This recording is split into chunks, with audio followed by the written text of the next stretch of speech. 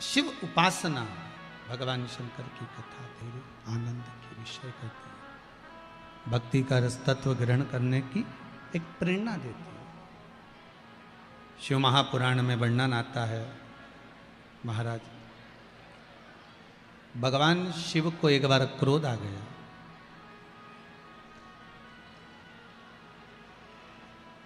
देखिए, भगवान विष्णु, भगवान ब्रह्मदेव और भगवान शंकर,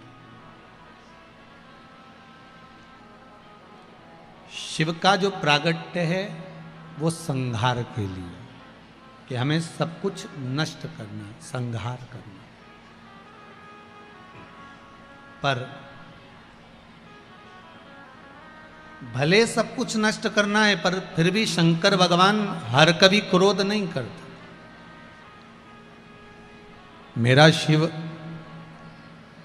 अगर ये जरूरी नहीं है कि आपको अगर कोई पद मिला है, आपको अगर कोई चीज मिली है तो आप उसका दुरुपयोग करो। शंकर भगवान रुद्र हैं, पर यह जरूरी नहीं है कि वो बार बार क्रोध करें, बार बार क्रोधित हों। ये शिव जी नहीं जानते।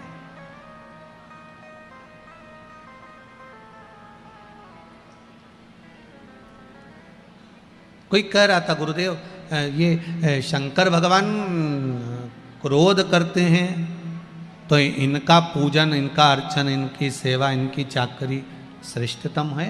क्यों नहीं है? क्यों नहीं कर सकते?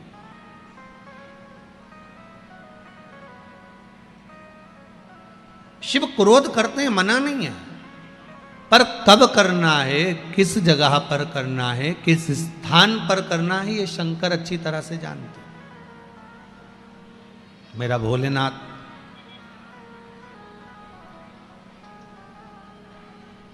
किस जगह पर कितना क्रोध करना है। देखो, एक माता पिता अगर बच्चे पर बार बार क्रोध करेंगे तो बच्चा आपका कहना मानेगा क्या? जरा जम के बोलिए, मानेगा क्या?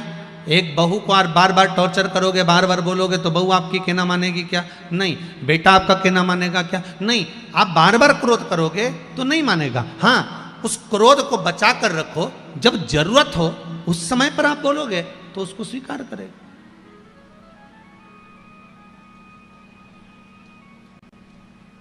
जहां जिस चीज की जरूरत पड़े वहां वो चीज होना चाहिए।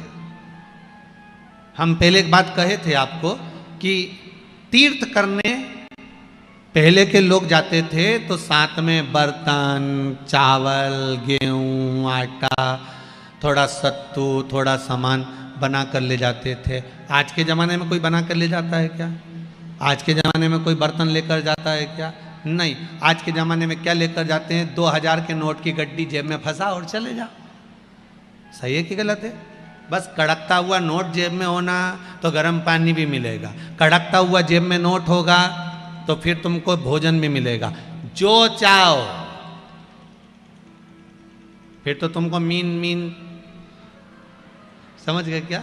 वो चाउमीन भी अगर मांगोगे तो मिल जाएगा, गोलगप्पा भी मांगोगे तो मिल जाएगा। आप अगर जा रहे हो फिर तो आपको प्राप्त हो जाएगा। आपके पास में, आपकी जेब में अगर धन है, 2000 के नोट की गड्डी, 500 के नोट की गड्डी आपकी जेब में पड़ी हुई है, 200 के नोट की गड्डी पड़ी है, 100 के नोट की गड्डी पड़ी है, कड़कता हुआ नोट आपकी जेब में है, तो आपको सारा सामान आपको हाथ की हाथ मिल जाएगा, कुछ ले जाने की जरूरत नहीं है।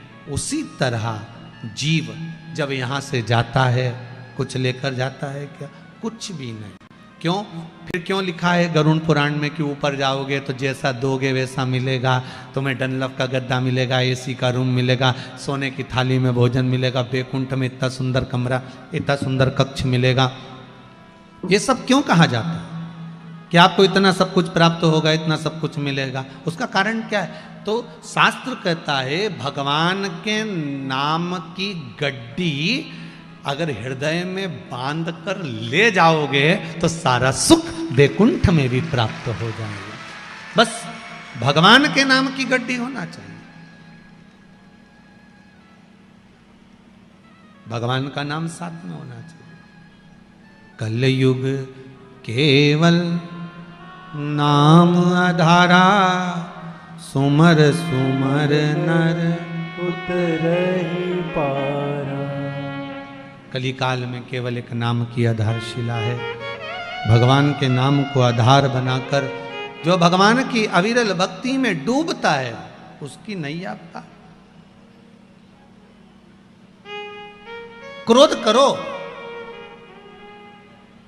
मना नहीं है, पर जरा जैसी बात में क्रोध करो, ये कहां की बात है? पत्नी और पति दोनों के क्रोध में एक अंतर है। क्या अंतर है पत्नी और पति के क्रोध में? जम के बोलो, जरा किसी को मालूम हो तो जरूर बताना। पति और पत्नी के क्रोध में एक अंतर है। पति क्रोध में होता है तो लड़ झगड़ के बाहर जाता है, घर से बाहर चले जाता है, और पत्नी क्रोध में होती है तो लड़ झगड़ के कमरे के अंदर चली जाती है। अंतर है कि नहीं दोनों में? बोलो सही है कि गलत है? पति को झगड़ा होगा, गुस्सा आएगा, क्रोध आएगा, लड़ेगा, झगड़ेगा तो तुरंत मैं तो जा रहा, तेरे से तो बात करना ही बेकार है, वो जाए वो जाए वो जाए। और पत्नी को अगर गुस्सा आया, लड़ झगड़ के, तो ये अंदर गई, कुंडी लगाई, तकिया में मुंह और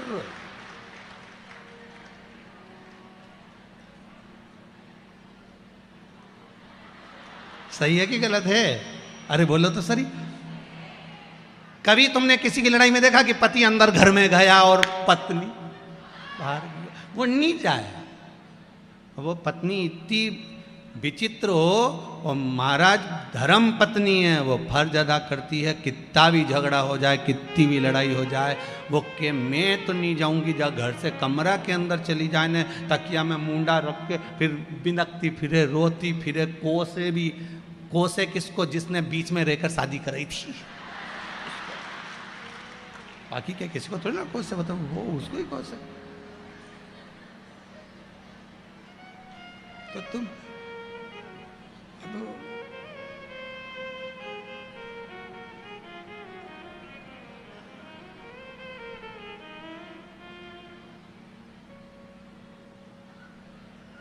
वो अंदर जा रही है रोने के लिए, वो बाहर चले गया। क्रोध क्रोध होता है कभी कभी। एक व्यक्ति झगड़ा कर कर बाहर गया, उसने कसम खा ली कि अब मैं घर ही नहीं आऊंगा चाहे कुछ भी हो जाए। ये रामेती से जब जब मेरी लड़ाई होती है, मैं हमेशा घर से बाहर हो जाता हूँ। ये कभी घर से नहीं निकलती, मैं ही जाता हूँ। अब इस रामेती का तो मुझे मुंह ही नहीं देखना, चाहे कुछ भी हो जाए। अब वो झगड़ा करके चले गया।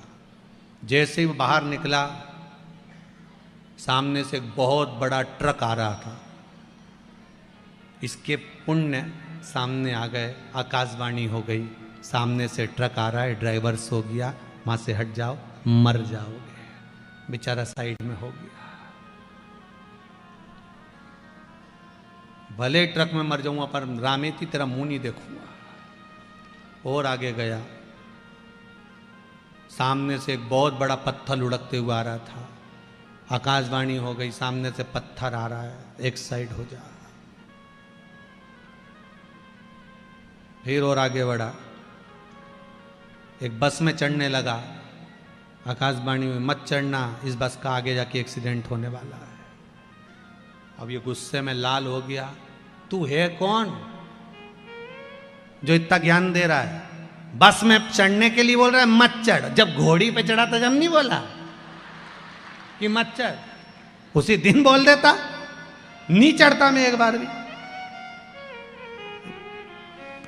इतना में रामेती ने अपने छोरा उनको बोला, जरा थारा पिताजी के देखिए, रे सुबह से रोटी वोटी नहीं खाई हो। तो मालूम पड़ा कि वो तो दरवाजे पे ही भैंस की पूंछ पकड़ के चिल्ला चोट कर रहा, नहीं जाऊंगा नहीं जाऊंगा। भैंस आगे बढ़ती जाए, ये भैंस की पूंछ पकड़ के पीछे हटते जा, नहीं जाऊंगा। इतने में रामेती बाहर आके बोली, क्यों चिल्ला चोट कर रहे हो? वो तो आ नहीं रहा था, भैंस लिया ही जबरदस्ती की। नहीं तो मैं कहीं आ रहा था, वो तो भैंस मुझे पकड़ के लिया। अब जैसे भैंस ने इससे कहा था कि चल, प्रेम है। देखो ये जरा जरा सी बात में विवाद हो जाना और अदालत में पहुंच जाना, ये सब बेकार बात है। हम कहते हैं पति पत्नी का जो संबंध है, माता पार्वती जी ने शिव जी से 2 वर मांगे थे। पहला वर था, भोलेनाथ जी वर दीजिए जिस पति पत्नी में झगड़ा हो उसमें प्रेम बढ़े, और दूसरा वर दीजिए काशी में जो मरे उसके कानों में गुरु मंत्र आप दे दीजिए। बस शिव ने 2 वर पार्वती को दिए थे। माता पार्वती को शंकर भगवान ने 2 वर दिए थे, पति पत्नी में झगड़ा होगा आपस में प्रेम बढ़ेगा। आज भी पति पत्नी में झगड़ा होता है, दोनों में प्रेम बढ़ता है। कितना भी झगड़ा कर ले, आखिरी में पति घर आकर पूछता जरूर है, क्यों तेरी मम्मी कहां गई? तुरंत पूछे, तुरंत। झगड़ा, प्रेम बढ़ता। काशी में जो मरेगा उसके कानों में गुरु मंत्र आपको देना पड़ेगा। इसलिए काशी में मरने वाले का सीधा कान मरते ही टेढ़ा हो जाता है, क्योंकि पार्वती जी ने शिव जी से वर मांगा था, सीधे कान में मंत्र देकर आप मोड़ देना, मैं समझ जाऊंगी कि आपने गुरु मंत्र दे दिया। काशी अभिमुक्त नगरी है जिसमें मंत्र प्राप्त करने पर मोक्ष की अनुभूति हो जाती है, मोक्ष पद प्राप्त। शिव पुराण कह रही महाराज, शिव जी को एक बार क्रोध आया, उस क्रोध को ब्रह्मा जी ने घोड़े का रूप दिया। घोड़ा समुद्र में जाकर फेंका, जलंधर की उत्पत्ति हो गई। जलंधर का विवाह वृंदा के साथ में हो गया। वृंदा पतिव्रता धर्म का पालन करने वाली थी, पति को परमेश्वर मानने वाली थी, पति के चरणों का नित्य स्मरण करने वाली थी वृंदा। भगवान की भक्ति में वृंदा ऐसी डूबी, ऐसी डूबी। इधर पति गलत काम कर रहा है और वृंदा भगवान का भजन कर रही है। शिव महापुराण की कथा कहती है, हमारे घर में, हमारे परिवार में, हमारे कुटुंब में कोई एक व्यक्ति ऐसा भगवान देता है जिसके भजन के कारण बस हम सब अपनी जिंदगी सुख से जीते हैं। कोई एक व्यक्ति हमारे परिवार में ऐसा होता है, कोई एक। आप इस अभिमान में मत रहना कि आपका दिया खा रहा है, नहीं नहीं, परिवार में जरूर कोई ऐसा व्यक्ति होगा जिसकी भगवान उसकी कृपा का हमको दे रहा है। सबको धन्यवाद देते रहा करो, जब मर्जी मिले तब। बेटी अपने भाग्य का, बेटा अपने भाग्य का, माँ अपने भाग्य का, पति अपने भाग्य का, पत्नी अपने भाग्य का। कोई किसी का नहीं खाता, सब अपने भाग्य का खाता। और जितना जहां का जिस भूमि का लिखा होता है खाना, व्यक्ति वहीं का खाता है। बहुत ध्यान देना महाराज, जिस भूमि का लिखा हुआ, आपको जहां जिस जगह का लिखा होगा कि आपको यहां का भोजन करना है। गए थे किसी के यहां शादी में, कई बार शादी में भी खाना खाकर नहीं आते, दूसरी जगह खाना पड़ता। मामा जी के यहाँ चले गए, मौसी जी के यहाँ चले गए। क्यों? तुम तो शादी में वहां गए थे, माँ का खाना नहीं लिखा था, माँ का अन्न नहीं लिखा था, आप दूसरी जगह पर जाकर खा लेते। मां का नहीं लिखा। शिव भक्ति प्रबल भक्ति। महाराज, वृंदा का सातित्व बड़ा प्रबल था जिससे जलंधर बच जाता था। अब की बार भगवान नारायण ने भगवान शिव जी से कहा, भोलेनाथ इस जलंधर को मार दीजिए। शंकर भगवान करे जलंधर को मारने में मैं देरी नहीं करूंगा, पर वृंदा का सातित्व भी तो डिगाना पड़ेगा। एक सातित्ववान पतिव्रता धर्म का पालन करने वाली नारी, पति को परमेश्वर मानने वाली नारी, उसका सातित्व डिगा देना कोई सरल बात है क्या? बहुत कठिन बात, बहुत कठिन बात।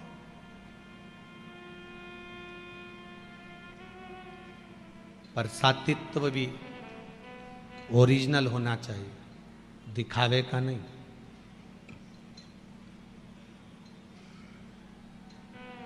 आज के जमाने में तो सातित्वता का भी दिखावा होता है।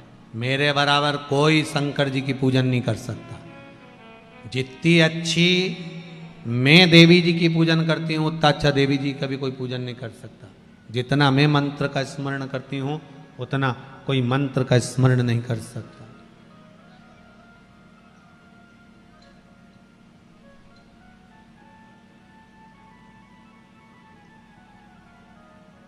कितना अंदाजा लगाते हैं लोग बाग, तो कई कई बार तो शादी में अंदाजा लगा लेते हैं, मेहंदी अच्छी रची मतलब ई के चाहने वाला बड़ा अच्छा।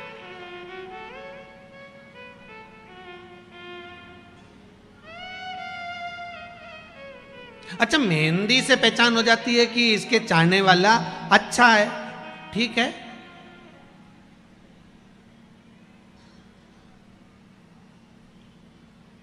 भगवान चाहे वो कौन सी मेहंदी रचाए कि मालूम पड़ जाए कि इसको भगवान बहुत चाहता है, वो मेहंदी कौन सी है। भागवत जी में लोग गाते हैं,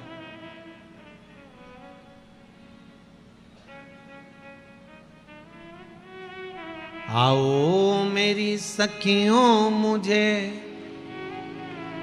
मेहंदी लगा दो और मुझे भोले बाबा दुल्हन बना दो। ऐसी पहनूं चूड़ी जो कबहू न टूटे, ऐसा वरूं दूल्हा जो कबहू न छूटे, अटल सुहाग की बिंदिया लगा दो मुझे भोले बाबा की दुल्हन बना दो। मुझे शंभु बाबा की दुल्हन बना दो। वो मेहंदी कौन सी है जिसको रचा तो लगे कि भगवान हमको ज्यादा चाहता है, वो कैसी मेहंदी। कहा वो मेहंदी नहीं है, वो आपका विश्वास है। पहले आपके साथ में भी ऐसा होता होगा, जितने बैठे हो ना सबके साथ ऐसा हुआ है। आपके घर में परिवार में माता हो, पिता हो, पत्नी हो, पति हो, बच्चे हो, कई बार कह देते हैं पापा ये ऐसा मत करो, ये गलत हो जाएगा। कई बार माँ कह देती बेटा ये तू ऐसा काम कर ले, हो जाएगा। कई बार पत्नी कह देती सुनो आज मेरा मन कर रहा है कि आप ये काम करोगे ना तो हो जाएगा, और वो हो जाता है।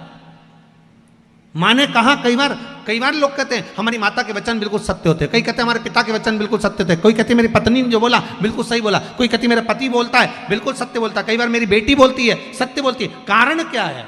मतलब आपके हृदय में शंकर के चरणारविंद की मेहंदी रच चुकी है, इसलिए आपकी वाणी सत्य बोल रही है।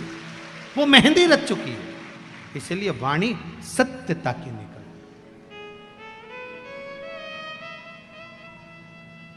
वो सत्यता की वाणी।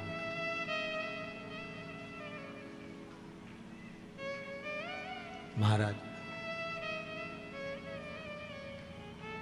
होता है थोड़ा आपके जीवन में जब सत्य प्रवेश करता है, आपके जीवन में जब सत्य प्रवेश करता है, शिव प्रवेश करता है, आपके जीवन में जब भगवान प्रवेश करते हैं, आपके जीवन में जब भगवान का चरणारविंद प्रवेश करता है, आपके जीवन में जब भगवत तत्व प्रवेश करता है, आपके जीवन में शंकर की कथा जब प्रवेश करती है, तो एक मन में थोड़ा सा उमंग था, थोड़ा सा हलचल, थोड़ा सा उत्साह पैदा कर देती है। सत्य बताना ईमानदारी से कि आप लोग जब यहाँ आते हो तो आपको कोई टॉर्चर नहीं करता कि चल, आपको कोई ये नहीं कहता कुंडी बजा कर कि चल, आपका दिल अंदर से कहता है कि मुझे कथा में पहुंचना है। आपको कोई टॉर्चर नहीं कर रहा है, आपको कोई बोलने नहीं गया, आपको कोई कहने नहीं गया कि आपको आना पड़ेगा, पहुंचना पड़ेगा, या आपके लिए हमने ये व्यवस्था कर रखी है तो आपको वहां जाना ही पड़ेगा, हमने आपके लिए गाड़ी लगाई, हमने आपके लिए घोड़ा लगाया।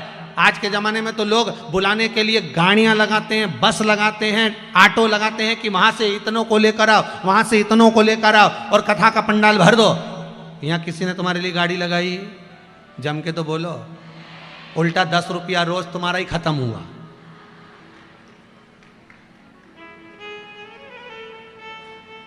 किसी ने गाड़ी लगाई? नहीं। किसी ने बस लगाई? नहीं। कोई ने जाकर कहा? नहीं, कोई नहीं कहा। केवल इस व्यासपीठ से, सीहोर से यह जरूर कहा गया था कि इंदौर में कनकेश्वरी गरबा ग्राउंड में कथा है, और आपने सुना और बाबा की कृपा से आप यहां पहुंचे। श्री रमेश मेंदोला मित्र मंडली कथा करवा रही है, भाव प्रकट हुआ।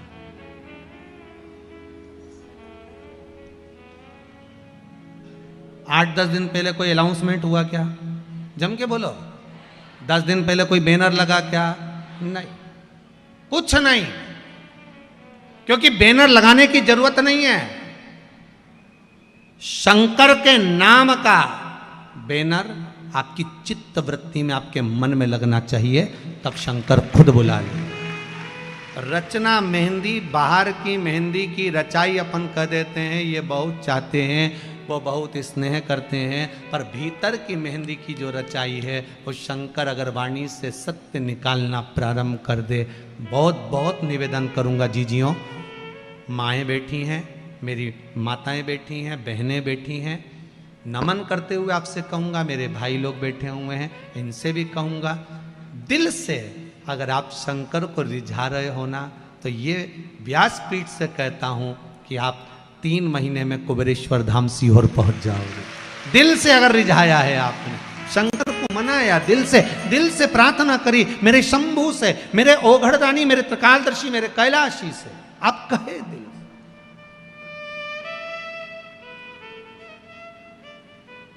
बुरी जाए शंभो शरणे